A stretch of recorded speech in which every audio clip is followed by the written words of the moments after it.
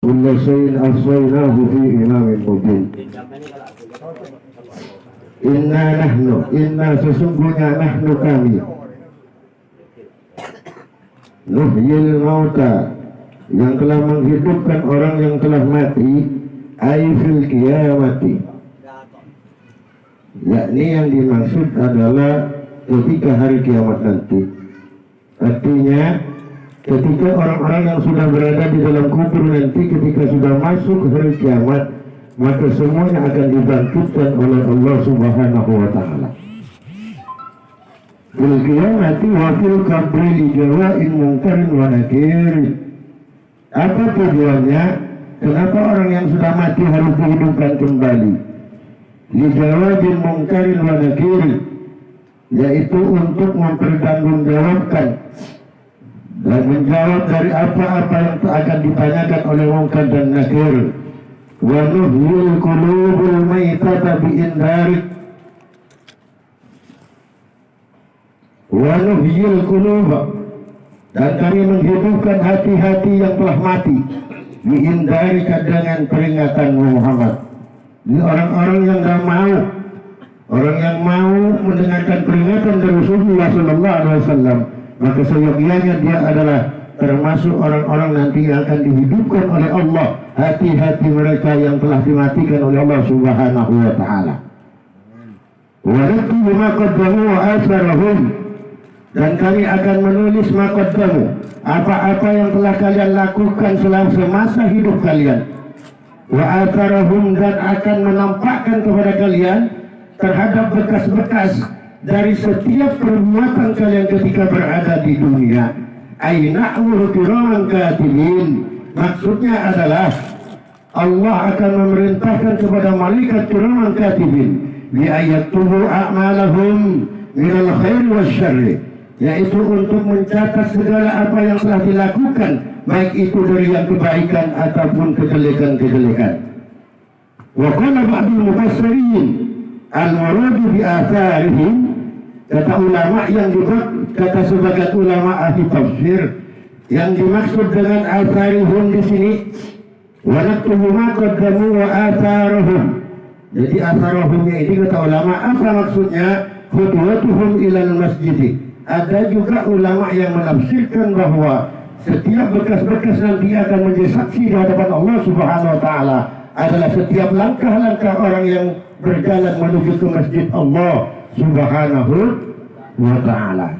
Itu setiap tingkah kita ke masjid, itu yang disebut atharuhum di dalam ayat ini, yang nanti akan menjadi saksi di hadapan Allah Subhanahu wa Ta'ala. Itu pun ulama. Kama qala Ibnu Abbas radhiyallahu ta'ala anhuma fi sabab nuzuliha, adapun sebab-sebab turunnya ayat ini, kata Ibnu Abbas, anna qabilatan min ansarin syakau ila Nabi alaihi salatu wasallam. Jadi suatu ketika ada kelompok Ansar ini, ada yang turun mengadu kepada Rasulullah. Syakau ila Rasulillah, mengatur Rasulullah, mengadu. Tentang apa? Tentang ba'idu manazilihim ilal masjid, tentang rumah mereka yang jauh dari masjid. Wa aradu ayyabanu buyutan indal masjid, mereka yang rumahnya jauh ingin, itu aduan mereka. Apa? Kemudian turunlah ayat fa'anzalallahu ta'ala hadihil ayata wa hiya wa naktubu ma qaddamu wa atharahum. Maka turunlah ayat ini wa naktubu ma qaddamu wa atharahum, dan aku yang akan mencatat ma qaddamu, apa yang telah lalu dari perbuatan-perbuatan kalian, termasuk langkah-langkah kita untuk menuju ke masjid itu. Fa'alima min hadihi annaman ata ilal masjid di makanin ba'id yakunu sawabahu a'zamu mimman ata min makanin qarib. Jadi kata Rasulullah, sesungguhnya tidak perlu kalian itu untuk memindah rumah kalian dari yang jauh menuju ke dekat masjid, tidak perlu. Kenapa? Karena sesungguhnya setiap langkah orang yang menuju ke masjid, semakin jauh rumahnya dari masjid, maka amal kebaikannya semakin banyak di sisi Allah Subhanahu wa ta'ala. Kama rawa Nabi sallallahu alaihi wasallam, seperti juga apa yang telah diriwayatkan oleh Nabi sallallahu alaihi wasallam, ala ukhbirukum bima yamhullahu bihi al-khataya wa tarfa'u bihi darajat asbagil wudu'. Akan aku beritahu kepada kalian bima dengan perkara yang Allah senantiasa akan menghapus dosa-dosa seseorang, akan mengangkat derajat orang-orang itu. Yang pertama adalah yang termasuk dari ini pahala yang akan kita dapatkan, asbigil wudu'i alal makari. Maka termasuk dari itu adalah ketika ada orang yang menyempurnakan wudhunya, wa kasratul khutwati ilal masjid.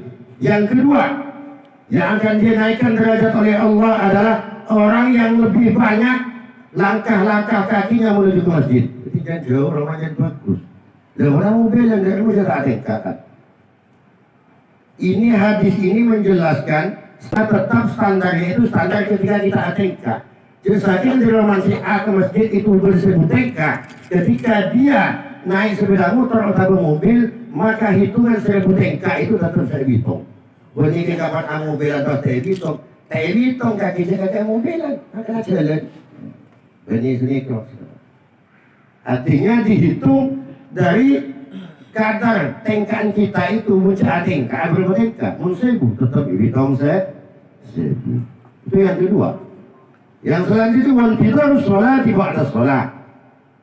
Yang kedua adalah orang yang menunggu sholat setelah sholat. Maksudnya apa? Ada sholat setelah sholat. Maka kita ketika ke masjid itu disunahkan kita sholat tahiyatul masjid. Sebelum sholat, misalnya sholat zuhur, kita sholat qobliyat zuhur.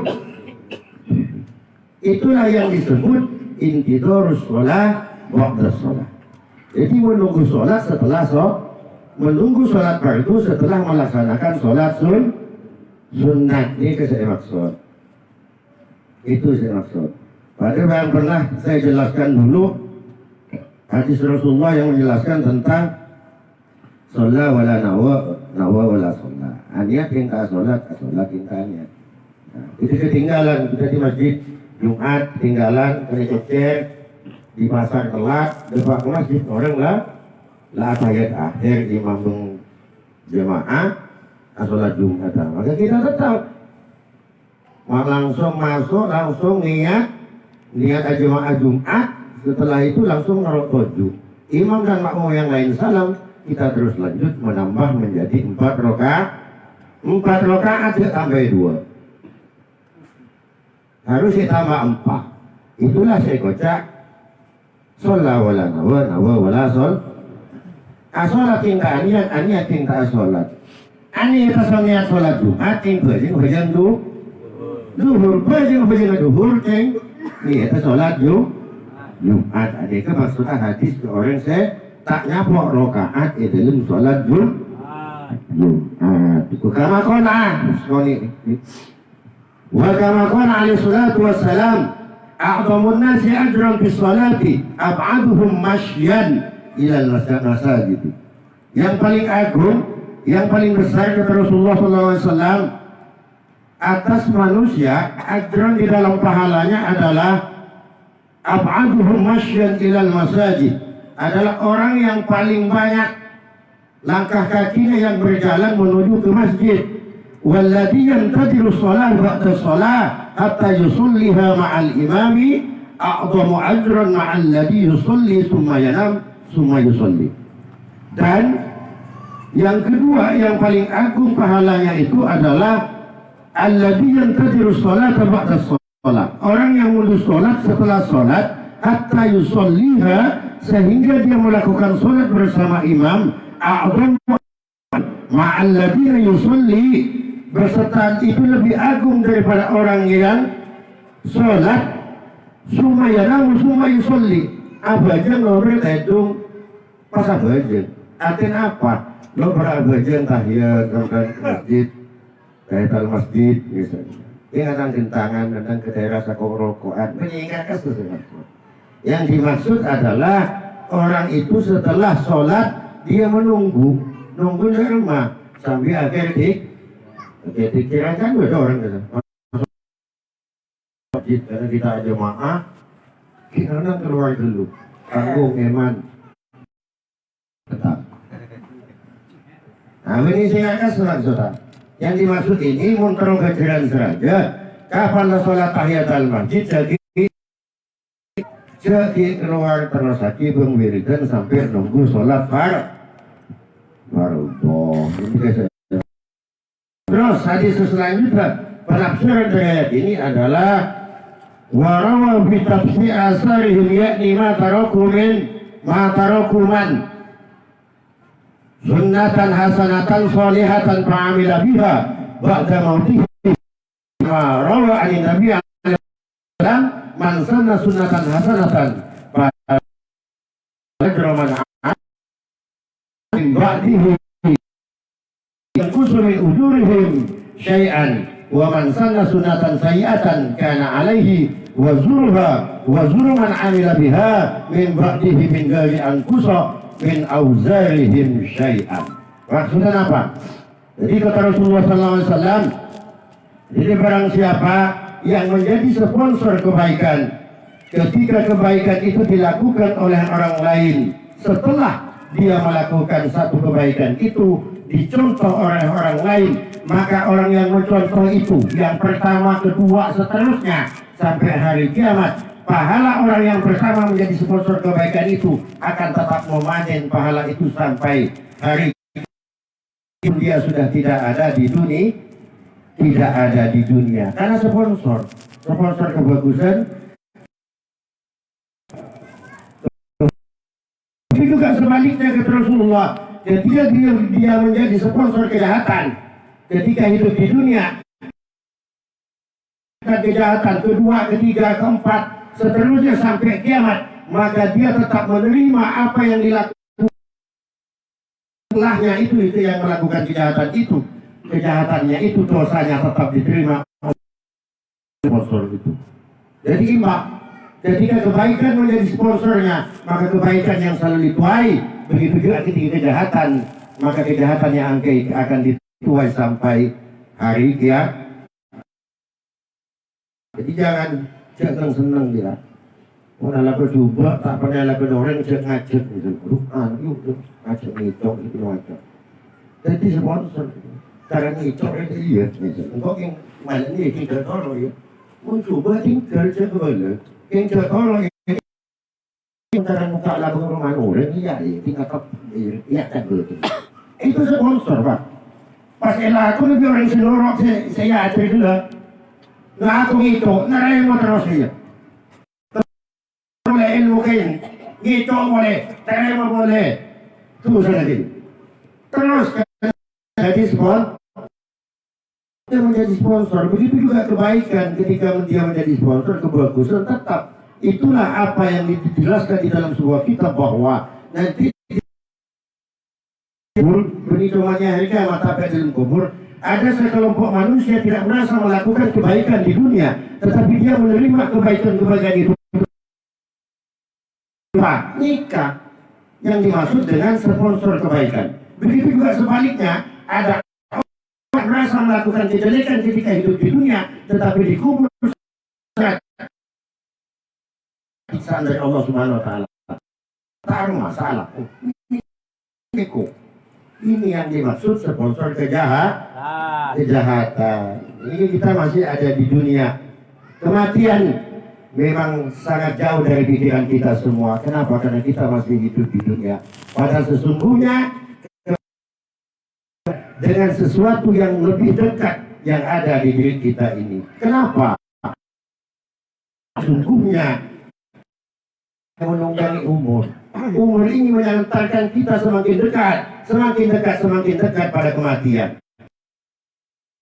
Adalah yang nyata, akhirat itu cerita. Tapi ingat bahwa besok lusa ketika kita menghadap Allah, masuk ke dalam kubur, maka sesungguhnya akhirat yang nyata dan dunia yang menjadi cerita. Maka kita berharap tentunya ketika kita nanti menghadap di akhirat nanti, Udah di alam kubur, alam yang nyata, kenyataan-kenyataan yang baik dengan surga Allah Subhanahu wa Ta'ala.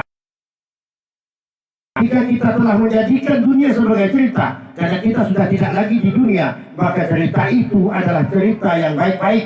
Man sanna sunnatan hasanatan wa amila biha wa ajrul man amila biha ila yaumil qiyamah. Dan kita menjadi sponsor ketika hidup di dunia, ketika telah menghadap Allah, kita menerima kebaikan-kebaikan sampai hari kiamat. Bapak Ibu sekalian, mudah-mudahan bermanfaat.